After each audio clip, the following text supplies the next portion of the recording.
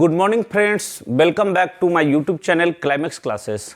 आज का जो वीडियो है यह वीडियो बंगाल विजय के बारे में वीडियो है और इस वीडियो में कैसे अंग्रेज बंगाल पे अपना प्रभुत्व जमाते हैं, उनका टकराव भारत की किन किन शक्तियों से होता है उसके बारे में हम समझते हैं। और आपसे एक रिक्वेस्ट है कि आप हमारे चैनल को सब्सक्राइब कर लें, उसके बाद वीडियो को ज़्यादा से ज़्यादा शेयर करें और लाइक बटन दबाना ना भूलें। चलिए हम शुरू करते हैं इस वीडियो को। यहाँ पे बंगाल मुगलों के अधीन आने वाला एक ऐसा राज्य था जो सबसे शक्तिशाली राज्य था, सबसे धनाढ़ प्रदेश था, क्योंकि यहाँ से बहुत ज़्यादा जो व्यापार होता था वो यूरोप के क्षेत्र में व्यापार होता था और उसमें जैसे सूती वस्त्र का होता था, चीनी का व्यापार होता था, नील का व्यापार होता था। यानी कह सकते हैं कि जो यूरोप में कुल व्यापार होता था, एशिया से जो कुल व्यापार होता था उसका 60% इकलौता व्यापार बंगाल से होता था। तो आप समझ सकते हैं कि बंगाल कितना धनाढ़ प्रदेश था। और भारत की जो स्थिति थी उस समय, वो भारत की स्थिति ये थी कि जहाँ पे उत्तर क्षेत्र में नादिर शाह और अहमद शाह अब्दाली का लूट खसोट चल रहा था और पश्चिम के क्षेत्र में यानी डेक्कन के क्षेत्र में मराठा युद्ध कर रहे थे और बंगाल ही एक ऐसा राज्य था जो शांति में यहाँ पे लोग, यहाँ के सूबेदार और साथ साथ जो लोग थे वो शांति में जीवन व्यतीत कर रहे थे, जिसके कारण बंगाल में ये 18वीं शताब्दी की शुरुआत में कोई उथल पुथल नहीं था। इसी कारण बंगाल धीरे धीरे समृद्धशाली होते चला गया। तो क्या था कि 1717 में जो मुगल शासक फर्रुखसियर थे उनसे जो ब्रिटिश कंपनी थी वो मामूली सी रकम 3000 रुपयों को देकर उसके एवज में बंगाल में मुक्त व्यापार का फरमान ले लेते हैं। और उसी समय जो मुर्शीद कुली खां जो बंगाल का सूबेदार होता है उसे नियुक्त 1700 ईस्वी में औरंगजेब के द्वारा बंगाल का सूबेदार नियुक्त किया जाता है। लेकिन नतीजा ये होता है कि जब ये औरंगजेब की मृत्यु होती है 1707 ईस्वी में, उसके बाद मुर्शीद कुली खां बंगाल के क्षेत्र में एक स्वतंत्र शासक के रूप में उभर के आते हैं। ऐसे वो प्रत्येक वर्ष मुगलों को नजराना पेश करते हैं, लेकिन बंगाल को एक स्वतंत्र शासक के रूप में, स्वतंत्र राज्य के रूप में वह घोषित कर देते हैं। अब जो फर्रुखसियर के द्वारा जो फरमान जारी किया गया था, जो 300 रुपए के एवज में अंग्रेजों ने वहाँ पे मुक्त व्यापार की जो लेके आया था, मुक्त व्यापार का जो 3000 रुपए के नजराने के एवज में जो व्यापार करने का अधिकार लेके आया था, उसके कारण बंगाल के नवाब और अंग्रेजों के बीच अक्सर टकराव होता था, क्योंकि अंग्रेजों के मुक्त व्यापार के कारण बंगाल के नवाब को काफ़ी नुकसान उठाना पड़ रहा था। तो इसके कारण बंगाल में जो बंगाल के सूबेदार थे और जो अंग्रेज थे उनके बीच टकराव होता है और उसी टकराव के बाद जो बंगाल के सूबेदार यानी जो नवाब होते हैं वो हार जाते हैं और धीरे धीरे जो बंगाल का क्षेत्र होता है वो मुगलों के अधीन आ जाता है। इसे जो क्वेश्चन आते हैं उस क्वेश्चन को हम समझते हैं और यह पूरे बंगाल विजय की प्रक्रिया है, इसको हम अच्छी तरह से समझते हैं। चलिए, मैंने पहला पॉइंट जो लिखा था, बंगाल मुगलों के अधीन एक ऐसा राज्य था जहाँ पे औरंगजेब के ही समय मुर्शीद कुली खां को बंगाल का सूबेदार नियुक्त किया गया था। इसे 1700 में बंगाल का सूबेदार नियुक्त किया गया था और मुर्शीद कुली खां 1727 में इसकी मृत्यु होती है। लेकिन 1707 में औरंगजेब की मृत्यु के बाद मुर्शीद कुली खां बंगाल को एक स्वतंत्र राज्य के रूप में घोषित करता है और बंगाल के क्षेत्र से वह मुगलों को प्रत्येक वर्ष नजराना पेश करता है, लेकिन वह स्वतंत्र शासक के रूप में मुर्शीद कुली खां बंगाल का नवाब बन जाता है। यहाँ पे क्या था कि ब्रिटेन में जो एशिया से जो व्यापार होता था, उस व्यापार में सबसे ज़्यादा जो परसेंट बंगाल के क्षेत्र से परसेंट सबसे ज़्यादा 60% अकेले बंगाल के क्षेत्र से व्यापार ब्रिटेन को होता है। और इससे चाहता था कि जो अंग्रेज की बंगाल के क्षेत्र में हम अपना प्रभुत्व जमा ले तो एक बहुत बड़ी हमारी उपलब्धि होगी।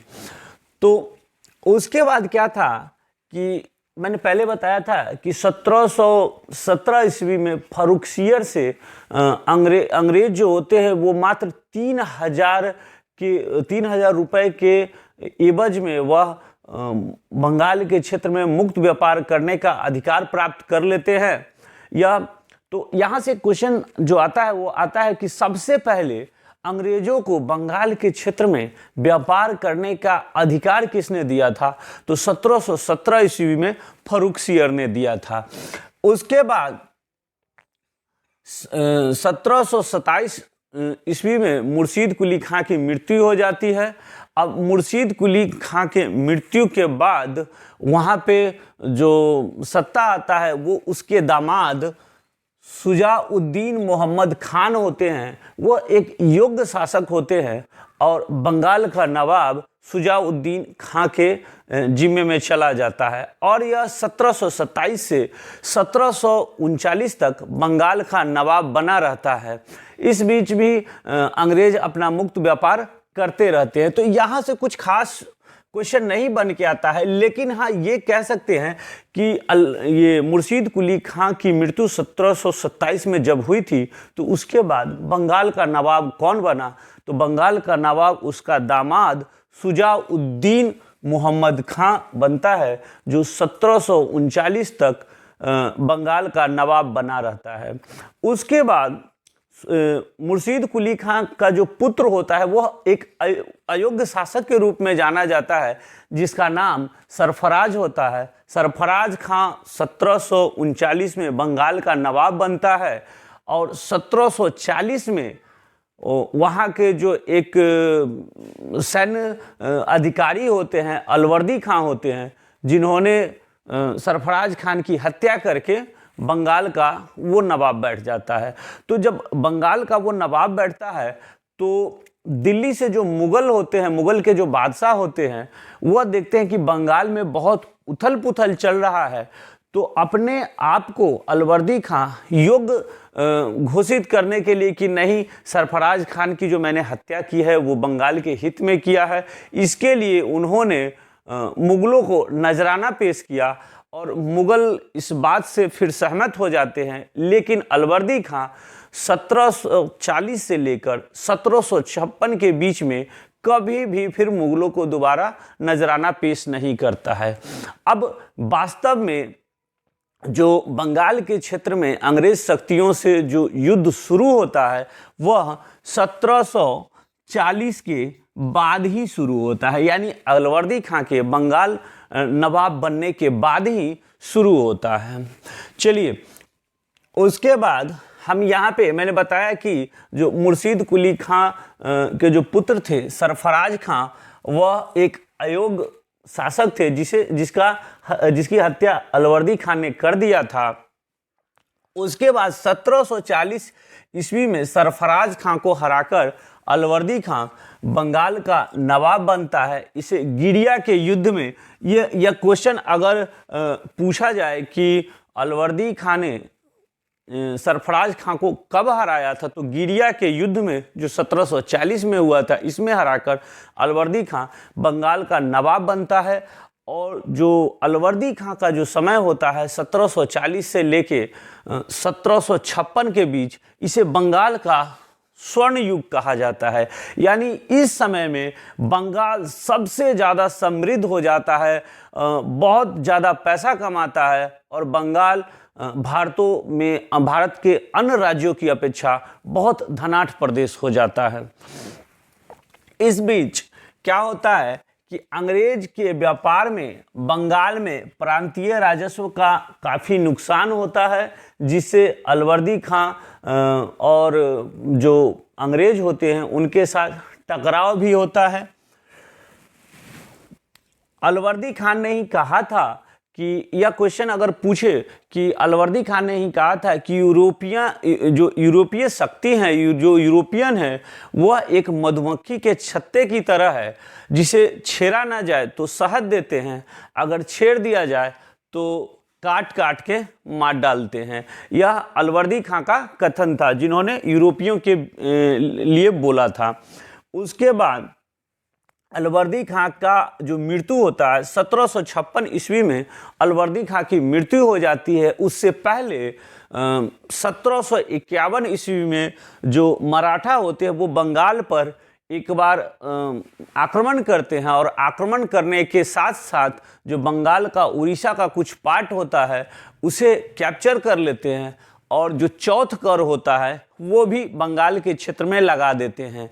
तो बंगाल के जो शासक होते हैं अलवर्दी खां, वो चाहते हैं कि बंगाल का क्षेत्र जो हो वो सुख शांति से जिए, और वो कोई युद्ध करने के फिराक में नहीं होते हैं, जिसके कारण उन्हें जो चौथ कर होता है वो मराठों को देना पड़ता है।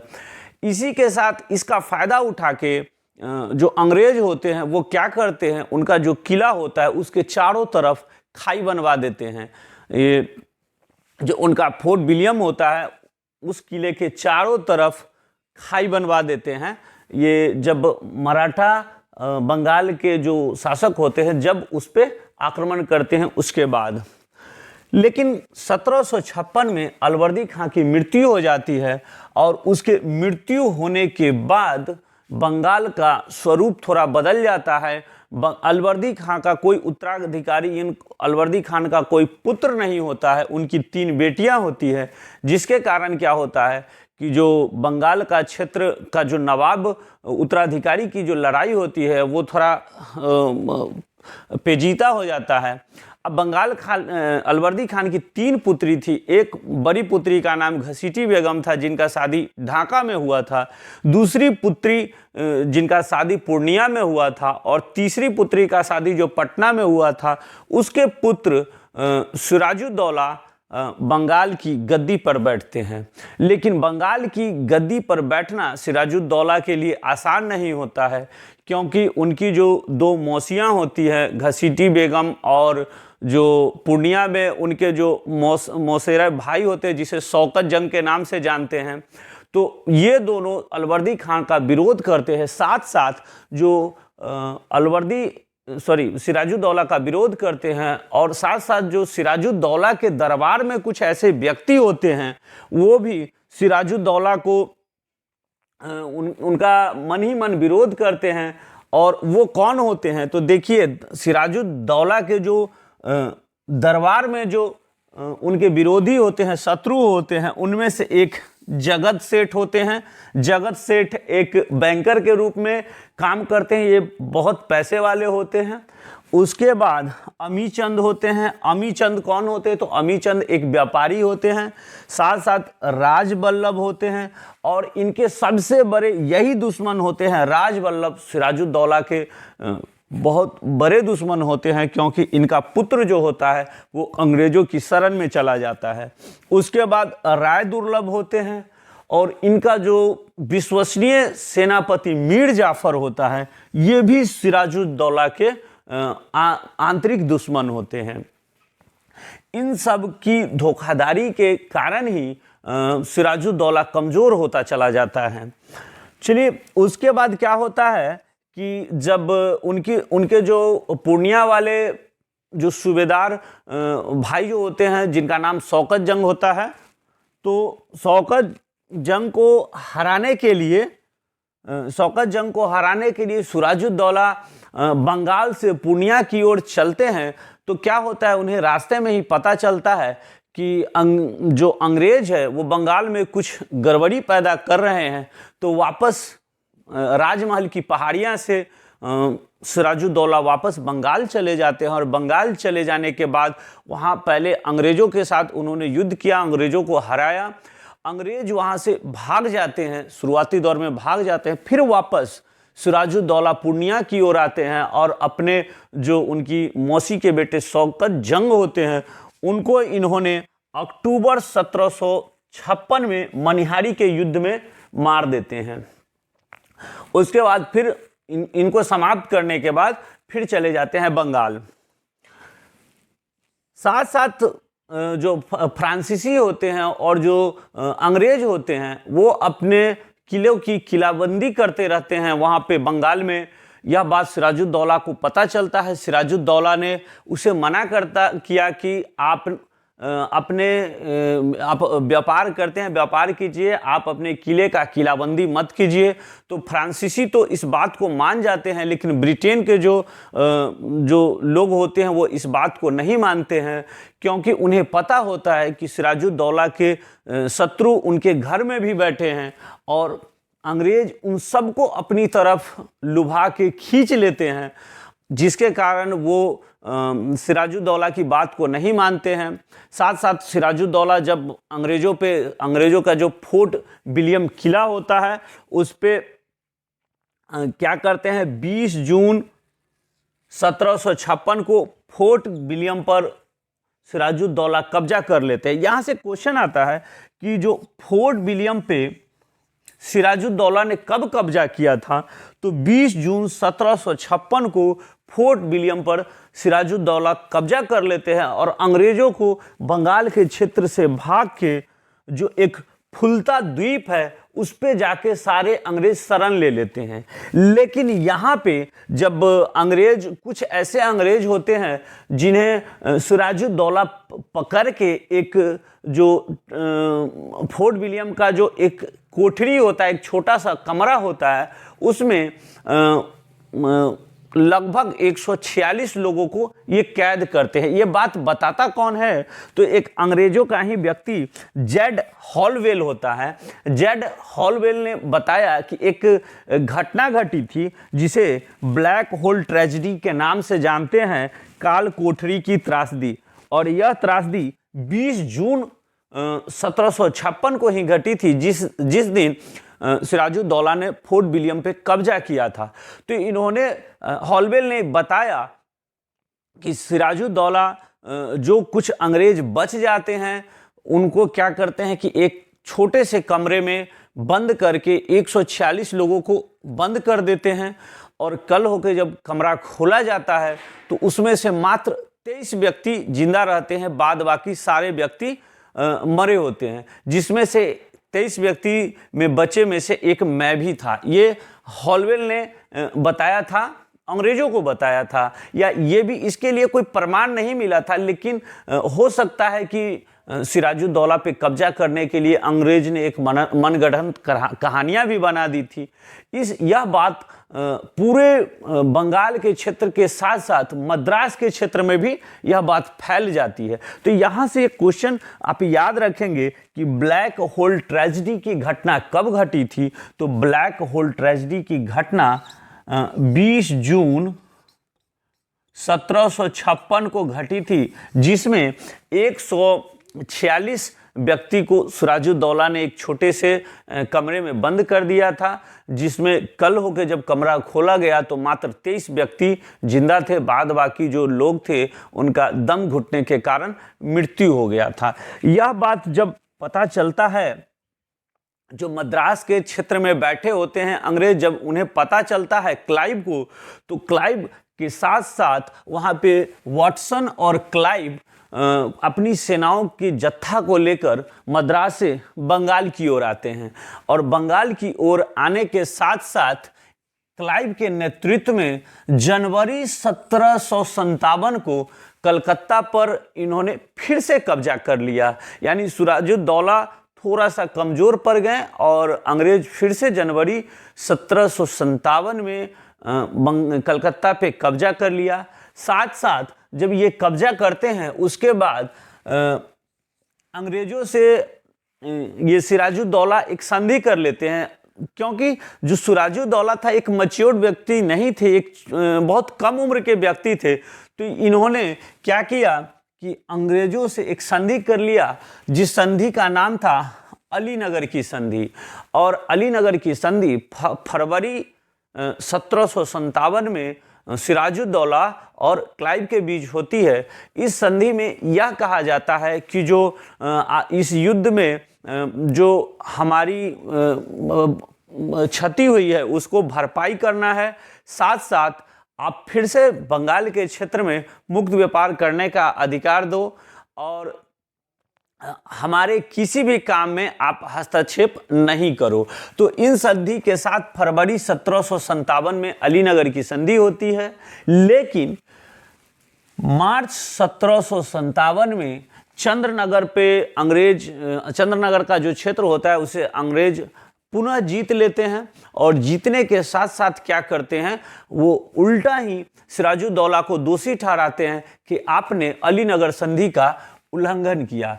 ऐसा क्यों करते हैं? क्योंकि वो इस ताक में रहते हैं कि किसी तरह से सिराजुद्दौला को बंगाल के क्षेत्र से हटाया जाए और जो उनके सेनापति मीर जाफर थे, मीर जाफर को गद्दी पर बैठाया जाए। क्योंकि इन्होंने अंग्रेज लोग क्या किए थे कि ये जो उनकी मौसी वगैरह या घरेलू जो इनके दुश्मन थे उनसे मिल गए थे।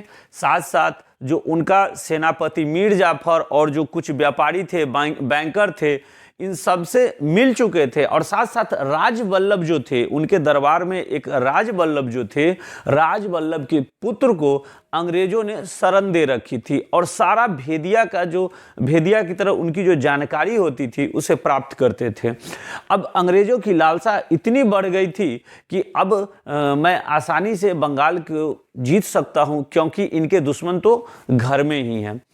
तो इन्होंने क्या किया था कि मार्च 1757 में चंद्रनगर के क्षेत्र को इन्होंने जीता था। साथ साथ इन्होंने उल्टा ही सिराजुद्दौला के ऊपर यह दोषी करार दे दिया कि आपने अलीनगर की संधि का अपमान किया है। और 23 जून 1757 में पलासी की लड़ाई सिराजुद्दौला और अंग्रेजों के बीच होती है। अब यहाँ पे देखिए कितना बड़ा धोखा था कि सिराजुद्दौला के पास 50,000 सैनिक होते हैं और अंग्रेजों के पास मात्र 3200 सैनिक होते हैं।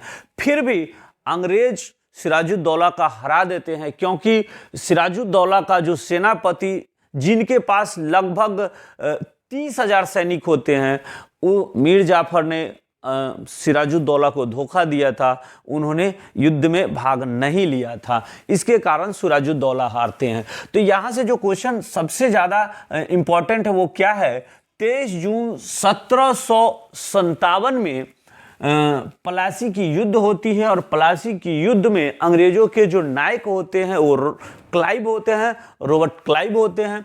और सिराजुद्दौला का 50,000 सैनिक होते हुए भी सिराजुद्दौला महज अंग्रेजों की 3200 सैनिक से हार जाता है। तो आपसे क्वेश्चन पूछा जाता है कि पलासी की लड़ाई किनके किनके बीच हुई थी, तो पलासी की लड़ाई सिराजुद्दौला और अंग्रेजों के बीच हुई थी। यह 23 जून 1757 में हुई थी। उसके बाद साथ साथ क्या होता है कि जो इनके जो और सारे जो सेनापति, जैसे एक मीर मदान और मोहनलाल, जो सिराजुद्दौला के दो ऐसे ईमानदार सेनापति होते हैं, मीर मदान और मोहनलाल, ये दोनों सिराजुद्दौला का साथ देते हैं। लेकिन सैन्य टुकड़ी कम होने के कारण बहुत जल्दी सिराजुद्दौला पलासी की युद्ध में हार जाते हैं। और सिराजुद्दौला जब पलासी के युद्ध में हारते हैं तो भागकर पटना के क्षेत्र में आते हैं, जहां पे मीर जाफर के पुत्र ने, मीर जाफर का जो पुत्र मीरन होता है, उसने सिराजुद्दौला की हत्या पटना में कर दिया था। यहाँ तक टोटल सिराजुद्दौला का पूरा दृश्य था कि कैसे बंगाल के क्षेत्र से सिराजुद्दौला हारता है और अंग्रेज की पहली विजय होती है। बंगाल विजय पर अंग्रेजों की पहली विजय इसी युद्ध से होती है, पलासी के युद्ध से। उसके बाद अंग्रेजों ने जो उसका सेनापति मीर जाफर से वादा किया था कि जब मैं सिराजुद्दौला को अपदस्थ कर दूंगा तो बंगाल का नवाब मीर जाफर को बनाऊंगा। और अंग्रेजों ने ऐसा ही किया और मीर जाफर एक कठपुतली सरकार की तरह, कठपुतली नवाब की तरह मीर जाफर को 1757 में बंगाल की गद्दी प्राप्त हुआ। लेकिन क्या होता है कि मीर जाफर के पुत्र की मृत्यु हो जाती है और इसकी मृत्यु मीर जाफर के पुत्र मीरन की मृत्यु होती है और मृत्यु के बाद इसका उत्तराधिकारी के लेकर एक विवाद होता है। साथ साथ अंग्रेजों को यह भी पता चलता है कि मीर जाफर डच के साथ मिलके व्यापार कर रहे हैं और साथ साथ अंग्रेजों का जो प्रभुत्व है उसको थोड़ा कम करने की कोशिश कर रहे हैं।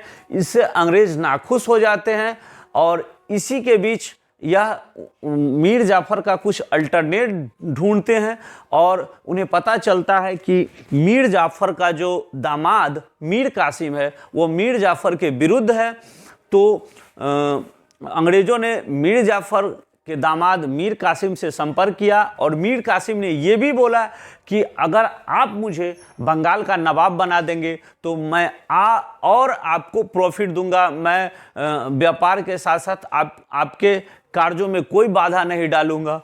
उसके बाद क्या करता है, अंग्रेज मीर जाफर को हटाकर 1760 ईस्वी में मीर कासिम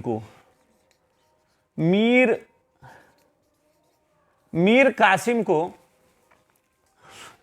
बंगाल का नवाब बना देता है। लेकिन मीर कासिम अलवर्दी खां की तरह शासक निकला।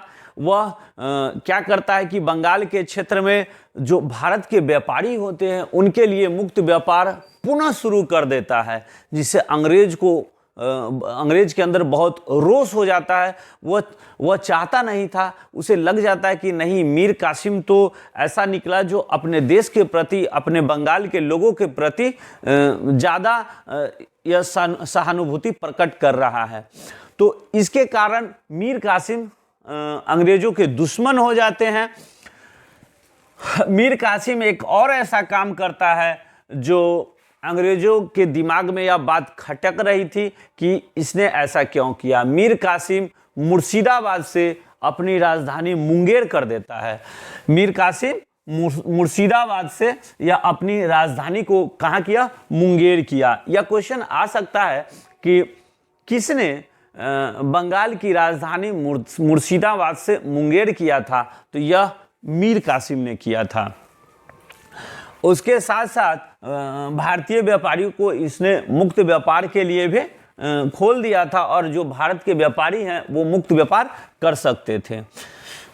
उसके बाद क्या होता है कि अंग्रेज मीर कासिम के दुश्मन तो हो ही जाते हैं और सितंबर 1763 में अंग्रेज और मीर कासिम के बीच युद्ध होता है, जिसमें मीर कासिम अपनी जान बचाकर मुंगेर होते हुए पटना के क्षेत्र में आता है और यह भागकर अवध के नवाब से जाके मिलता है और बंगाल में पुनः अंग्रेजों ने मीर जाफर को नवाब बना दिया। यानी यह सारा खेल अंग्रेज अपनी सत्ता हथियाने के लिए कर रहे थे कि मीर कासिम को फिर से अपदस्थ करके और मीर जाफर को बंगाल का पुनः नवाब बना देते हैं। इस बीच जो मीर कासिम होते हैं वो अवध के नवाब शुजाउद्दौला से जाके मिलते हैं। साथ साथ जो मुगल के राजा होते हैं, मुगल के जो शासक होते हैं शाह आलम द्वितीय, उनसे भी मिलते हैं और मिलने के बाद एक त्रिगुट संधि करते हैं और त्रिगुट संधि करने के बाद यह अंग्रेजों के ऊपर चढ़ाई करना चाहते हैं, फिर से बंगाल को जीतना चाहते हैं। लेकिन क्या होता है, जब यह तीनों बंगाल की ओर पलायन करते हैं तो 1764 ईस्वी यानी 22 अक्टूबर 1764 ईस्वी में बिहार में बक्सर एक जगह है, जिला है, उसी के नज़दीक शुजाउद्दौला, मीर कासिम और शाह आलम के साथ साथ ये तीनों त्रिगुट संधि किए हुए थे। इन तीनों का युद्ध अंग्रेजों के बीच होता है और इस युद्ध में जो यह त्रिगुट संधि होती है यह हार जाती है। शुजाउद्दौला, मीर कासिम और शाह आलम द्वितीय हार जाते हैं।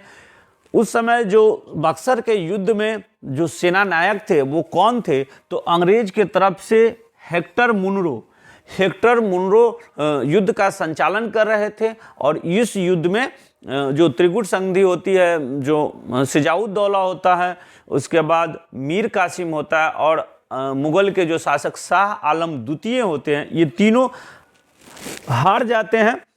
तो यहाँ से एक चीज़ और याद रखेंगे कि बक्सर का युद्ध कब हुआ था। तो बक्सर का युद्ध 22 अक्टूबर 1764 को बक्सर का युद्ध हुआ था। और यह बक्सर का युद्ध किसके किसके बीच हुआ था? तो बक्सर का युद्ध शुजाउद्दौला, शाह आलम द्वितीय और मीर कासिम के बीच अंग्रेज़ों का युद्ध हुआ था। इस युद्ध के समाप्त होते ही बंगाल का पूरा क्षेत्र अंग्रेज़ों के अधीन आ जाता है। और अंग्रेज़ों की जो मंशा होती है कि बंगाल के क्षेत्र पे कब्जा करना, ये लगभग पूरा हो जाता है। इस युद्ध की समाप्ति के बाद एक संधि होती है। 1765 में इलाहाबाद की संधि होती है। यह संधि अंग्रेज और शाह आलम द्वितीय और मुगलों के बीच होती है। इसमें इलाहाबाद की संधि में 2 संधि होती है। इस संधि में जो भरपाई होता है, युद्ध की भरपाई, पहला संधि में इलाहाबाद व कोरा का जो क्षेत्र होता है, यह क्षेत्र शुजाउद्दौला के साथ अंग्रेज संधि करते कि यह क्षेत्र मुगलों को दिया जाए। और दूसरा जो इस युद्ध में खर्च हुए थे लगभग 50 लाख रुपए की क्षतिपूर्ति के लिए शुजाउद्दौला को कहा जाता है।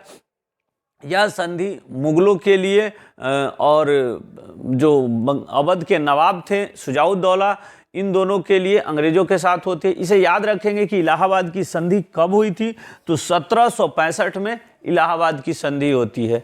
इस संधि के समाप्त होते ही 1765 में समाप्त होते ही बंगाल के क्षेत्र में अंग्रेज़ों का पूरा वर्चस्व बन जाता है। साथ साथ बंगाल में 1765 में जो अंग्रेज के रॉबर्ट क्लाइव होते हैं, क्लाइव जो गवर्नर बन के आते हैं, तो उन्होंने बंगाल के क्षेत्रों में द्वैध शासन की शुरुआत कर दी थी। अब देखिए द्वैध शासन क्या था? तो द्वैध शासन ये था कि जो बंगाल के क्षेत्र के जो क्षेत्रीय शासक हैं वो भी शासन करेंगे और जो अंग्रेज हैं वो भी शासन करेंगे।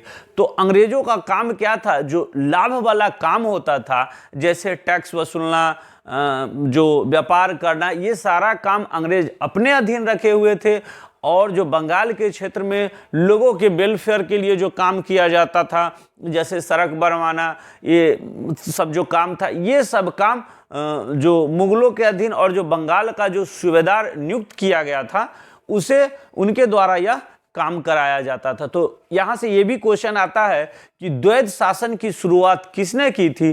तो द्वैध शासन की शुरुआत 1765 ईस्वी में क्लाइव ने किया था।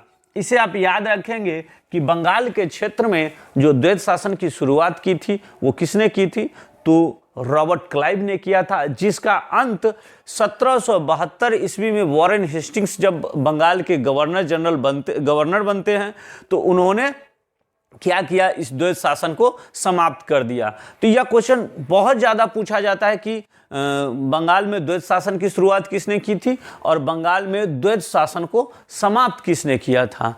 ये था हमारा आज का वीडियो बंगाल विजय पर। जो भी स्थिति अंग्रेज़ों के द्वारा और मुगलों के द्वारा बंगाल के जो नवाब थे उनके द्वारा घटी, इस पे एक समझ लेके मैं आया था। इस वीडियो को आप देख के एंजॉय करें। साथ साथ इससे जो भी रिलेटेड क्वेश्चन हैं उन सारे क्वेश्चन का ऑब्जेक्टिव क्वेश्चन को आप सॉल्व करने की कोशिश करें। देखें कि इस वीडियो के बाद हमें कितनी मदद मिली है। और हमारे YouTube चैनल को सब्सक्राइब कर लें, वीडियो को ज़्यादा से ज़्यादा शेयर करें, लाइक करना ना भूलें। धन्यवाद।